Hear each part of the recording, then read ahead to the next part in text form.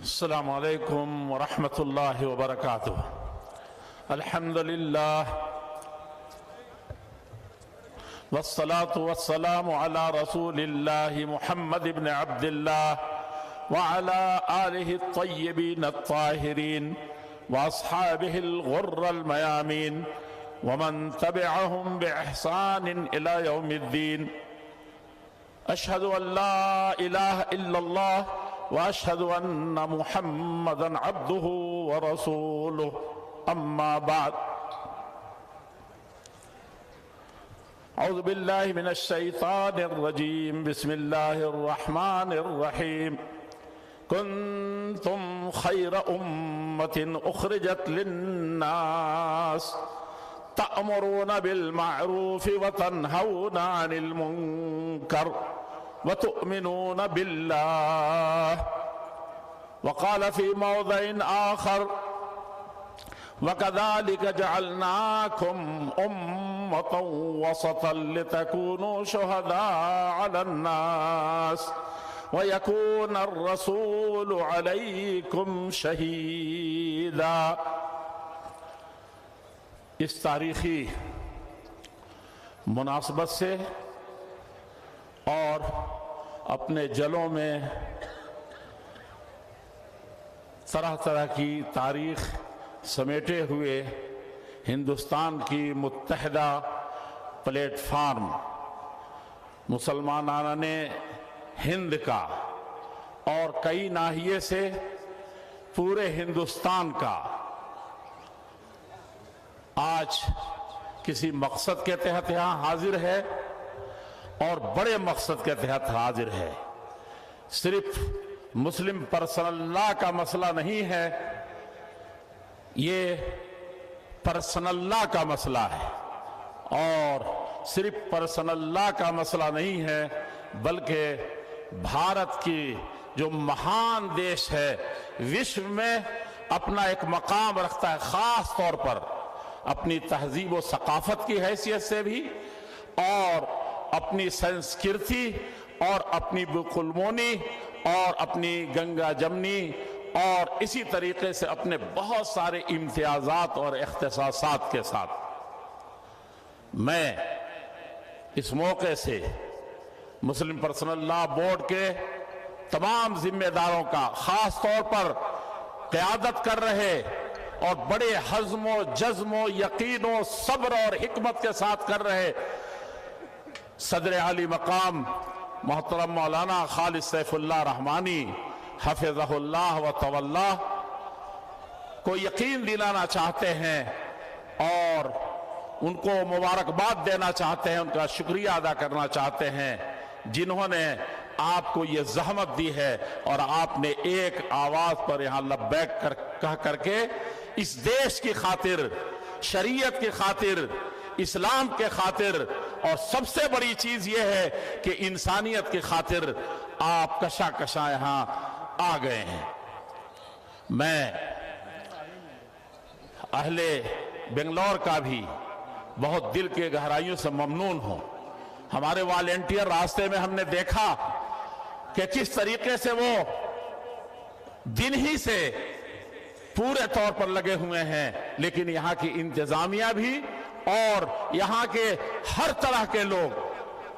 میں آج بہت سخت بیمار پڑ گیا، اچانک گیا، مجھے تو کوئی مسلمان ڈاکٹر نہیں ملا تھا، نرس نہیں ملی تھی، میرا موزہ اپنے ہاتھ سے نکالا، جب تھوڑا سا وہ ہوا تو اس بہنوں نے لپک کر کے اس موزے کو لیا۔ میں دھیرے دھیرے بلا رہا تھا کسی کو کہ ہمارے ساتھ جو لوگ ہیں وہ آ کر کے لے لیں۔ یہ اس کی بھی حفاظت کرنے کی ذمہ داری مسلم پرسنل لا بورڈ نے لی اور اس کو نبھایا ہے مختلف اوقات سے۔ اور کیوں نہیں نبھاتے؟ آپ کی تاریخ ہے، آپ کے آباء و اجداد کی تاریخ ہے، آپ کے اسلاف کی تاریخ ہے، اور آپ پورے طور پر سر سے کفن باندھ کر کے اس دیش کی خاطر نکلے تھے۔ جس ایمان کی حفاظت کی بات کہی جا رہی ہے اور جس شریعت و اخلاق اور ایمان کی بات کہی جا رہی ہے اس کی خاطر نکلے تھے، اور آپ نے جہاد کا فتویٰ دیا تھا انگریزوں کے خلاف، اور 150 سال تک آپ نے 30 مسلح جہاد کیے تھے۔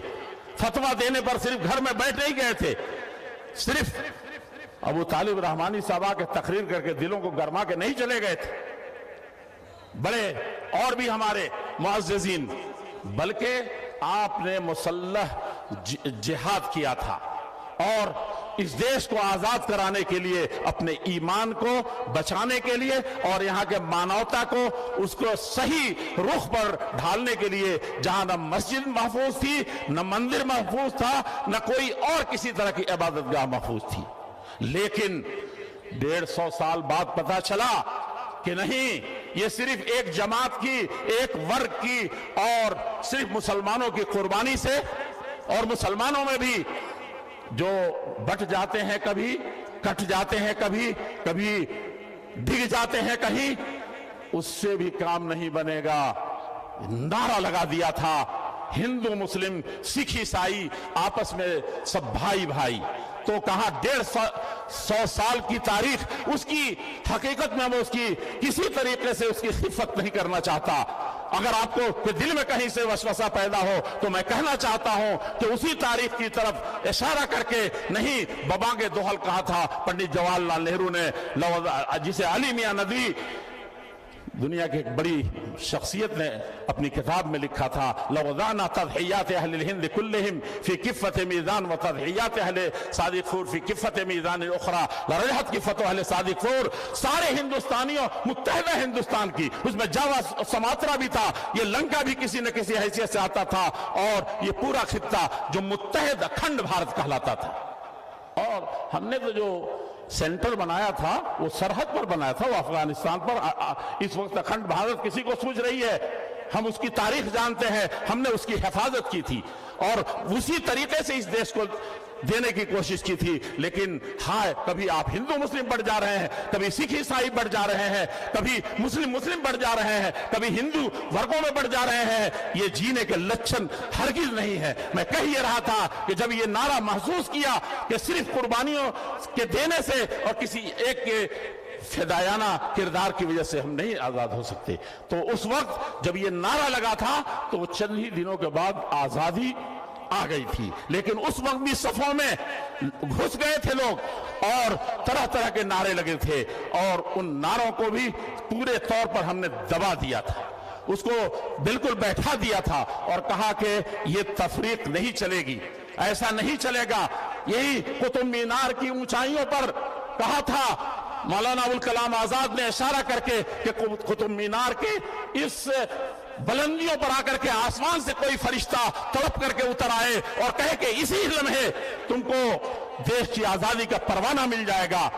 जो तुमको ललचाना और दिखाना चाहता है, एक को लड़ा, दोनों को लड़ा करके किसी एक को आगे बढ़ाना चाहता है, दोनों के साथ धोखा करना चाहता है, तो मैं इस पर कभी भी राजी नहीं हो सकता।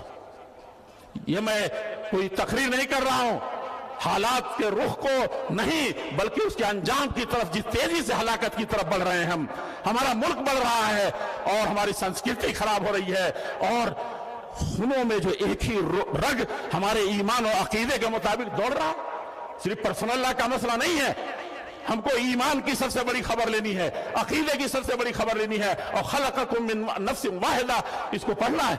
मौलाना अबुल कलाम आजाद जो वक्त का इस्कंदर आजम था, गरचे वो अपने पुरखों को इस्कंदर आजम कहता था, उसने कहा कि इस तरह करके और यकीन दिला दे फरिश्ता भी कि आजादी का परवाना तुमको मिलने वाला है, लेकिन हिंदू मुस्लिम की तफरीक हो जाएगी, इस बुनियाद पर देंगे। तो कहा कि मुझे ये नहीं चाहिए, मैं इस तरह की तफरीक को नहीं बर्दाश्त कर सकता। और कैबिनेट प्लान में जाने से पहले गांधी जी से सबसे पहले उन्होंने ये इकरार करा लिया था, ये साफ साफ कहा था कि मुझे लगता है कि आज की बैठक में किसी तरह से कुछ हो ना जाए। बड़े मुहिम को सर करने जा रहे थे, लेकिन पंडित जी ने, गांधी जी ने कहा था कि हमारी लाश से गुजर करके इस देश का बंटवारा होगा या हिंदू मुस्लिम के नाम पर किसी तरह का नारा होगा। तो उस यकीन दहानी के बाद गए थे, लेकिन शाम को ये बूढ़ा अज़्म जवान का कभी भी उसकी जिंदगी पर पलमुद्रगी नहीं देखी गई। कांग्रेस की, कांग्रेस नहीं कहिए हिंदुस्तानियों की, कांग्रेस कहने से इस वक्त बड़ा कंफ्यूज हो रहा है। उस वक्त हिंदुस्तानियों की नुमाइंदगी करने वाली जो उसकी सदारत कबूल की थी, कठिन हालात में वही सदारत का बोझ उठाते थे और जेलों में किस तरीके से जाते थे। उस वक्त भी उसके चेहरे पर कभी पजमुर्दगी नहीं हुई। आप ईमान के रखवाले बने हैं, मुस्लिम पर्सन अल्लाह के दीवाने बने हैं। आप पूछिए किस तरीके से उसकी वैसी वफादार बीवियां आज नहीं मिल सकती, और तलाक के और निकाह के जो हजार मसले खड़े हो रहे हैं, ये जवानों अपने असलाफ से सीखने की जरूरत है। कुरान और हदीस तो है ही, और उस पर मरना है, उस पर जीना है, लेकिन उस पर अमल करने का। अबुल कलाम आजाद को देखो कि इस देश की खातिर वो परवाना मिला हुआ कि जेल से इयादत कर सकते हैं, ये नहीं किया था। यही पैगाम हमारे उलमा दे रहे थे आपको। यहाँ सफों में किसी तरीके से कजी नहीं है इंशाअल्लाह, यहाँ किसी तरीके से दिलों में कोई रैब व शक और तसल्जुल नहीं है। यहाँ सपात कदमी है और पूरे जोश के साथ है, पूरे होश और हिकमत के साथ है। उसको दिलों में उतारने की जरूरत है। वो मौलाना आजाद उस दिन, जिस दिन बंटवारे पर गांधी जी ने और सबों ने साथ कर दिया, शाम को भूखा प्यासा ये बूढ़ा दिन भर में टक्कर लेता हुआ अंग्रेजों के आंखों में आंखें डाल करके, और नोके पलट बकौल जो पंडित जवाहरलाल नेहरू, जो खुद एक बड़ा दिमाग था, कहा कि वो जहां नुक्ता रख देते थे कि ये जुमला इस तरीके से नहीं, ये टोन इस तरह से नहीं, किसी की मजाल नहीं होती थी, सब कहते थे कि यही दिल की बात है।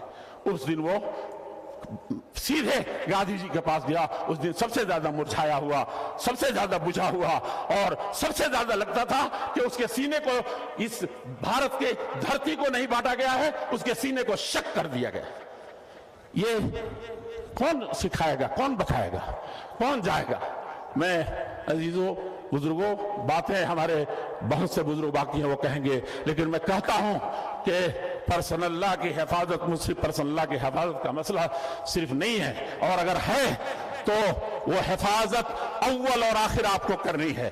करेंगे, बोले इंशाअल्लाह, आप बोले इंशाअल्लाह, आप करेंगे तो जरा जिगर थाम के बैठो, मेरी एक बारी आई है। वो जानते हैं क्या है?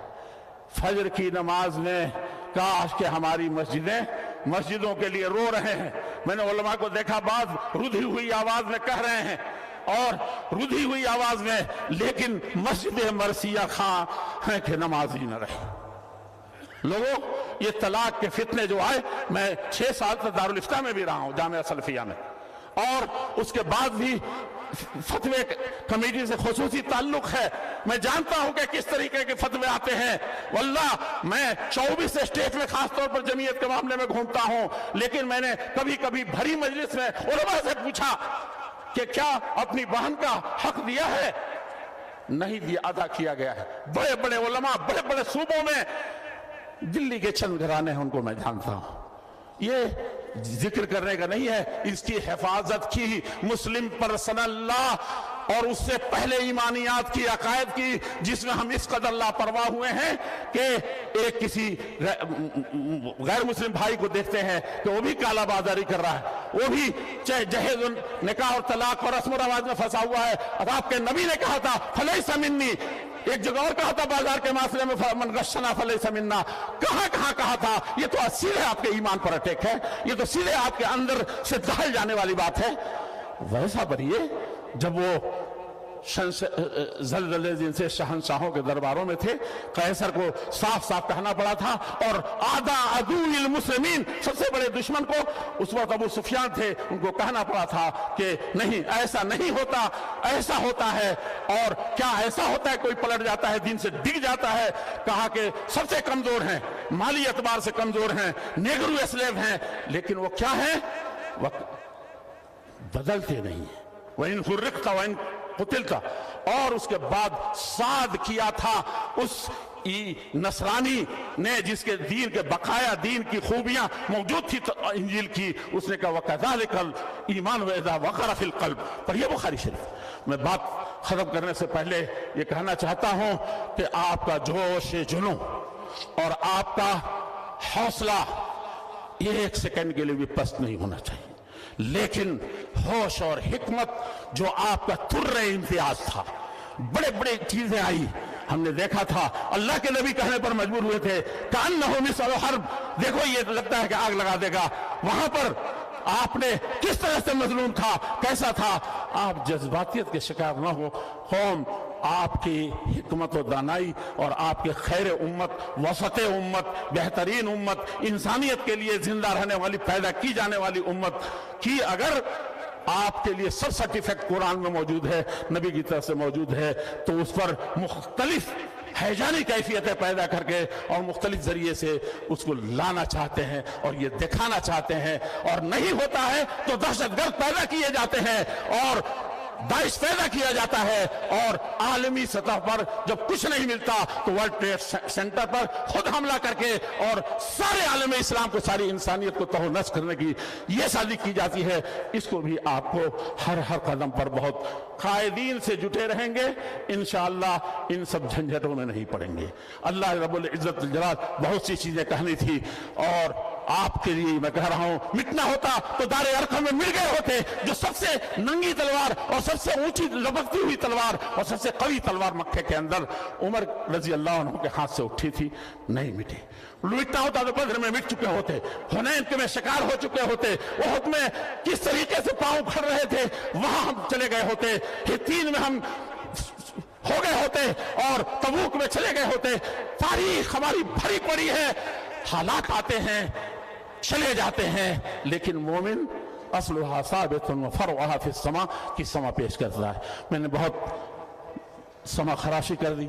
میں آپ سے اپنی ذات سے اور سب سے بڑی چیز ہے اللہ جل شانہ سے مدد طلب کرتے ہوئے اور اسی کے قوت، اسی کی عزت اور غلبے پر اور اپنی حکمت و تدبیر پر اور اپنے ملک اور اس کی سنسکرتی اور اکثریت آج بھی بھاری تعداد میں جو نہیں چاہتی اس زمین میں کسی طریقے کے، سب کا پرسنل اللہ بہت محبوب ہے اس کو.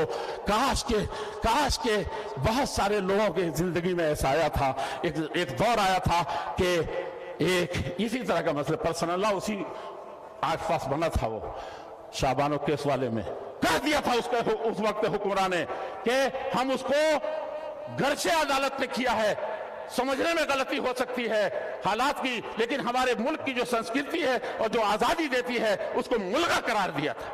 کاش کہ ہمارے حکمرانوں کو بھی یہ چیز سمجھ میں آتی. اور سب سے بڑا فلسفہ انسانیت، جو کرسی مل جائے تو ادنا کھوٹ بھی حکومتوں کو برباد کر دیتی ہے، گھروں کو برباد کر دیتی ہے. گھر کا مالک ہی جب ڈواڈول ہو جاتا ہے، اس کے ایمان میں ذرہ برابر تزلزل پیدا ہو جاتا ہے، تو پھر نہ کہرا منزلت ماند نہ مہرا.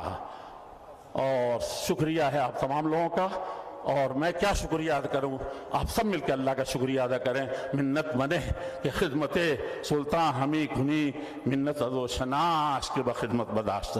والسلام علیکم ورحمۃ اللہ وبرکاتہ.